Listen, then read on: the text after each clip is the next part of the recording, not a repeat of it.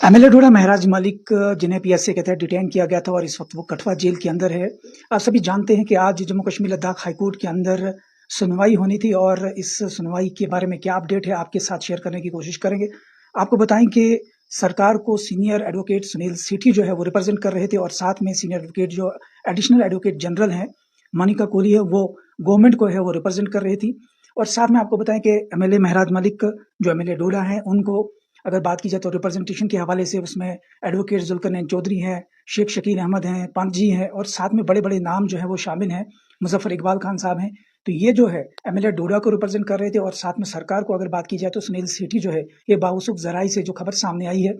कि एमएलए डोडा के ये जो केस चल रहा है, ये जम्मू कश्मीर लद्दाख हाई कोर्ट में चल रहा है और इसी मामले पर जो अपडेट सामने आया है, वो ये आया है कि जैसे ही ये सुनवाई शुरू होती है, तो सरकार की तरफ से इस पीएसए डिटेंशन मामले को लेकर अपना जवाब जो है फाइल करने के लिए वक्त मांगा गया है सरकार की तरफ से। और ये कोर्ट ने जब ये मामला देखा तो कोर्ट ने जो नेक्स्ट डेट ऑफ हेयरिंग है वो नवंबर 7 रखी है। और ये इस वक्त का बड़ा अपडेट है कि महराज मलिक वर्सेस जो इस वक्त गवर्नमेंट है यानी कि यूटी गवर्नमेंट के दरमियान जो पीएसए डिटेंशन का केस है जिसे एमएलए डोडा ने चैलेंज किया था जम्मू कश्मीर हाई कोर्ट के अंदर। आज सुनवाई होनी थी और आज सुनवाई जो है होते होती ही रह गई। यानी कि बात की जाए तो जैसे ही ये हेयरिंग शुरू होती है तो सरकार की तरफ से वक्त मांगा गया है इस पीएसए डिटेंशन मामले पर अपना जवाब सबमिट करने के लिए।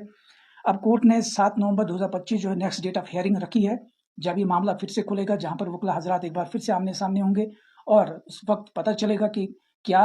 रुख रहने वाला है इस केस का। लेकिन आपको बताएं ये एक शॉर्ट सी अपडेट है, अभी इसमें डिटेल जो आने वाली है। ये बावसूख जराई से खबर जो है मौसूल हो रही है। और साथ में आपको बताएं कि एक और महराज मलिक की तरफ से अर्जी जो है वो दाखिल की गई थी। आप सभी को पता है कि एक तो राज्यसभा जो इंतखाबात हैं उसमें हिस्सा लेने के लिए और साथ में जम्मू कश्मीर लेजिस्लेटिव सेशन जो है वो 23 नवंबर से शुरू होने वाला है। उसमें महराज मलिक की पार्टिसिपेशन के लिए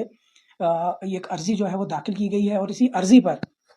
कोर्ट की तरफ से भी ये कोर्ट के सामने भी ये अर्जी सामने आई है और कोर्ट की तरफ से 18 अक्टूबर 2025 तक को ये फिर सुनवाई होनी है। 18 अक्टूबर 2025 यानी कि आज से 4 दिन के बाद इस मामले को लेकर पीएसए डिटेंशन मामले को लेकर नवंबर 7 जो है तारीख रहने वाली है और 18 अक्टूबर 2025 जो है वो